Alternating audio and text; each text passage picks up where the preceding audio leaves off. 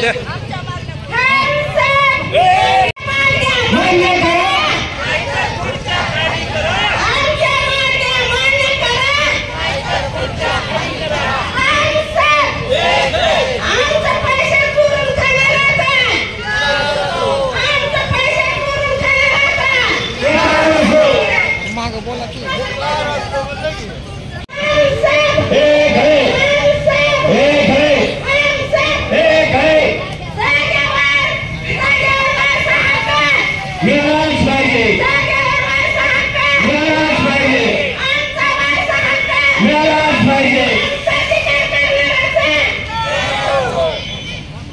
आम्ही गेले 6 महिने झालं या प्रशासनाला आमच्या विविध मागण्याबाबत कळवतो, परंतु हे प्रशासन कसलीही दखल घेत नाही.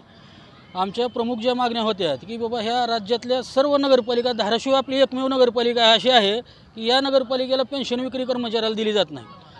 आता पूर्ण राज्याला एक नाही आणि आपली ही एकच अशी नगरपालिका आहे की आम्हाला वेगळा नाही काय, हे तर आम्हाला काय समजताना गेले. आम्ही वारंवार सांगितले की बाबा आम्हाला ती पेन्शन विक्री लागू करा, परंतु ते त्याच्यावर कसलीही कारवाई करत नाही. दुसरी गोष्ट की मेडिकल प्रतिपूर्ती, आज आमचे बरेच कर्मचारी कॅन्सरसारख्या दुर्धर आजाराने त्रस्त आहेत.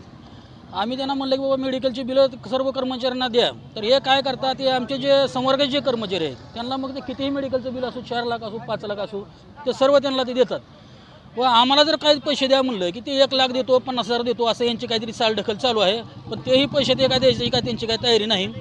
आमचं म्हणणं आहे की बाबा शासन निर्णयाप्रमाणे जे सर्व कर्मचाऱ्याला लाभ देणे अपेक्षित आहे ते सर्व कर्मचाऱ्यांना त्यांनी लाभ द्यावे व आमच्या संवर्ग कर्मचारी व इतर कर्मचाऱ्यावर भेदभाव न करू नये असं हे आमची माफक इच्छा आहे. दुसरं एक की आम्हाला शासन काय करतो, दर महिन्याला 3-3.25 कोटी रुपये प्रत्येक महिन्याला आम्हाला वेतनासाठी सहाय्यक अनुदान देते. ते सहाय्यक अनुदान कशासाठी देते की बाबा ह्या कर्मचाऱ्याचे जे काही पैसे आहेत ते सर्व कर्मचाऱ्यांचे पैसे द्यावे, पेन्शनर कर्मचाऱ्याचे पैसे द्यावे, तसंच इतर जे बाकीचे त्यांचे काय हक्क असतील, समजा कोणाचे रजाचे पैसे असतील, कोणाचे ते ग्रॅच्युटी असेल किंवा काही कर्मचाऱ्याचं काही वेतनाचे फरकाची रक्कम असेल, ती फरकाची रक्कम देणे याकरता ते पैसे येतात. परंतु यांनी कायच केलं, फक्त त्यातून पगारी करतात आणि बाकीचं जे आहे कधी तर 5-6 महिन्यातून लयच लोक जर वरडायला लागले तरी 5-50 हजार रुपये आपल्या त्यांना भीक दिल्यासारखे देतात आणि त्याच्यानंतर 5-6 महिने पुन्हा त्या पैशाचं काही नाव काढत नाही. ज्यावेळेस पुन्हा जास्त काला उठेल त्यावेळेस 5-50 हजार रुपये त्यांचे आपल्याला टेक होतात हातावर, झाला विषय मिटला. असंच सगळं चालू आहे. आणि जे उर्वरित राहिलेले जे पैसे आहेत 1.5 कोटी रुपये, तर ते पैसे त्यांनी करतात काय यासाठी आम्ही त्यांना कितीतरी वेळेस, आज वर्ष झालं आम्ही रोज पाठपुरावा करतो, त्यांनी एकही ओळीचं आम्हाला त्याचं उत्तर दिलेलं नाही. इतक्या दिवस आम्ही आंदोलन केले, त्या आंदोलनाची त्यांनी कसली दखल घेतली नाही, एका वेळेस सुद्धा उत्तर दिलेलं नाही. जिल्हाधिकारी, माननीय जिल्हाधिकारी यांना 2 वेळेस हे केलं, रिमाइंडर पाठवले की बाबा यांचं जे काय आहे त्या मागण्याचा तुम्ही विचार करून काय आहे त्यांच्या मागण्या हे करा म्हणून. परंतु त्यांनी त्या जिल्हाधिकाऱ्याच्या पत्राला सुद्धा केराची टोपली दाखवते, त्यांची कसल्याही प्रकारची दखल घ्यायची त्यांची तयारी नाही.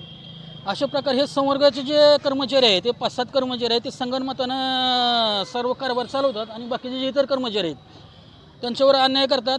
मग ते कर्मचारी मरा, तुम्ही जागा, नंतर तिकडे काय करायचं तुमचे, तुम्ही तिकडे ते हे करा. त्यांना काय प्रशासनाला यांच्याबद्दल काय देणं घेणं राहिलेलं नाही. त्यांना फक्त आपलं बघतंय, आपलं चालतंय, चलू द्या. आज 15 दिवस झालं तुम्हाला सांगतो मी, ते याचे पैसे आलेले आहेत, आमच्या 7व्या वेतनाचे पैसे आलेले आहेत, परत त्या ह्याचं आपलं पगारीचं अनुदान आलेलं आहे. परंतु आज 10-12 दिवस झालं तरीसुद्धा त्यांचे ते पैसे द्यायची कर्मचाऱ्याची तयारी नाही. आता कशामुळे देत नाहीत, तर ते फक्त चालढकल करतो. तो म्हणतो त्याची सही राहिली, ती म्हणते त्याची सही राहिली, ती म्हणतं ही राहिलं, ती म्हणते ती राहिलं. या सर्व यांच्या गोंधळामुळे हे कर्मचारी आमच्यावर आज उपासमारीची वेळ यायला लागली. सर्व कर्मचारी आज आमचे कर्जबाजारी झालेले आहेत. आता यातील बरेच कर्मचारी तर अक्षरशः पैसे नाहीत म्हणून औषधोपचाराअभावी त्यांचं निधन झालेलं आहे, तरी यांचे डोळे उघडायला तयार नाहीत. कारण यांना काय त्यांच्याशी काय देणं घेणं राहिलेलं आहे. त्यांना काय वाटतं की कोण काही करत नाहीत, काय नाही, आपलं मनमानी, आपलं हे चालू आहे त्यांचं. आता या आंदोलनात जर ह्यांनी जर अजून जर काही दखल घेतलं तर आम्ही 8 दिवसानंतर याच्यापेक्षाही पुढचं आक्रमक पाऊल टाकून सर्व कर्मचारी आम्ही साखळी उपोषणासाठी बसणार आहोत. व जोपर्यंत संबंधितावर कारवाई करत नाही तो आमचा लेखापाल जो आहे, सर्व हे आमच्या सर्व हे आंदोलना कारणीभूत तो लेखापाल आहे. लेखापालनं पैसे ही कर्मचाऱ्याचे देणं हे त्याच्याकडून अपेक्षित होतं, परंतु तो शासनाला खोटे उपयोगिता प्रमाणपत्र सादर करतो की सर्व पैसे जे दर म्हणाले ते सर्व पैसे आम्ही कर्मचाऱ्याला दिलेले आहेत.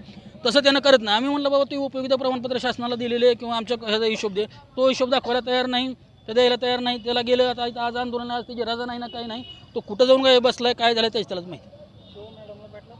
शो मॅडमची आम्हाला भेटायची, चर्चा करायची त्यांची तयारीच नाही तर काय करणार. आता आम्ही किती 29 तारखेला हे केलेलं आहे.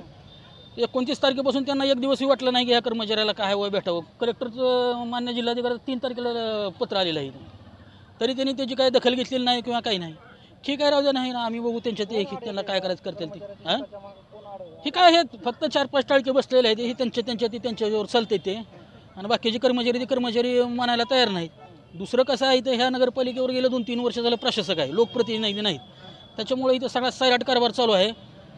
सगळं मनमानी हे करतात, काही त्यांना काही गरज राहिलेली नाही कोणाची. काय, फक्त आमची मागणी आहे की बाबा शासनाने याच्याकडे प्राधान्याने लक्ष द्यावं, आणि आमचं जे काय अनुदान येतं ह्या अनुदानात यांनी भ्रष्टाचार केला असा आम्हाला दाट संशय आहे.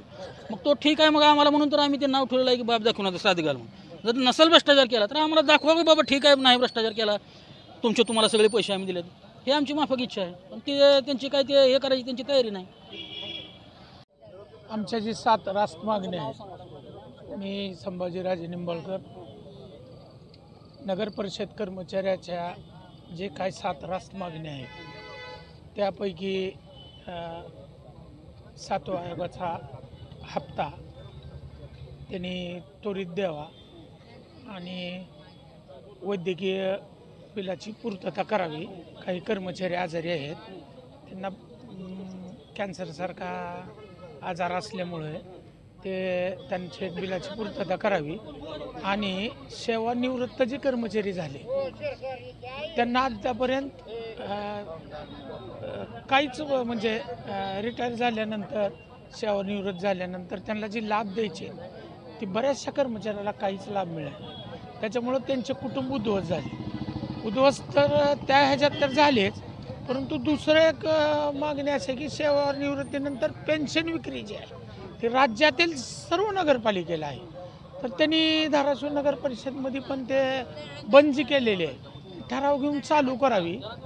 म्हणजे सेवानिवृत्त झाल्यानंतर पेन्शन विक्रीतून त्या कर्मचाऱ्यांना मुलाबाळासाठी काय तर थोडं त्या पेन्शन विक्रीच्या पैशातून करता येतील, नाहीतर त्यांचे कुटुंब विस्कळीत होईल.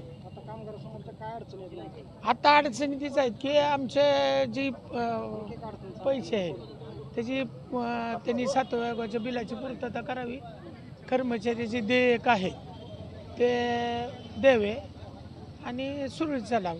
आमची एक प्रशासनाला आणि मुख्याधिकारी साहेबांना एक कळकळीची विनंती आहे की हा जे सम चालला आहे 1 दिवसाची रजा देऊन चालला आहे, आणि परत जर अत्यावश्यक सेवा बंद झाल्या तर शहराला वेळीस धरण्याचं ही होईल. तर आम्हाला काय शहराला वेळीस धरायचं नाही. ती जी काय मागणी आहेत आमच्या अध्यक्ष सचिव यांनी जी दिली आहेत तर त्या मागण्याची त्यांना आमची कळकळीची विनंती की पूर्तता करावी आणि आमच्याकडं सहानुभूतीपूर्वक विचार करावा, जेणेकरून शहराच्या अत्यावश्यक सेवा, स्वच्छता, पाणी पुरवठा ही जर ती मागण्या मान्य नाही झाल्या ना असं जर बंद वगैरे झालं तर शहराला त्याचा विपरीत परिणाम शहराला जबाबदार. आता मी लवकर केलं तर कर्मचारी खुश राहतील, शहर बी चांगलं आहे, ती प्रशासनच जबाबदार म्हणावं. तर त्यांना विनंती आमची की त्यांनी सहानुभूतीपूर्वक विचार करून ह्या मागण्या ज्या आहेत ते चर्चेद्वारे पटकन सोडवून आपलं संप मिटवून घ्यावा अशी. नाही झाल्या तर पुढे त्यांनी पत्रच दिलंय ना संघटनेनं की त्याच्यानंतर पण परत संप चालू राहील, धरण आंदोलन चालू राहील. एवढंही करण्यात शहरवासी बी येऊन अत्यावश्यक सेवा चालू राहाव्या आणि मागण्या मान्य व्हाव्या एवढीच विनंती कर्मचारी.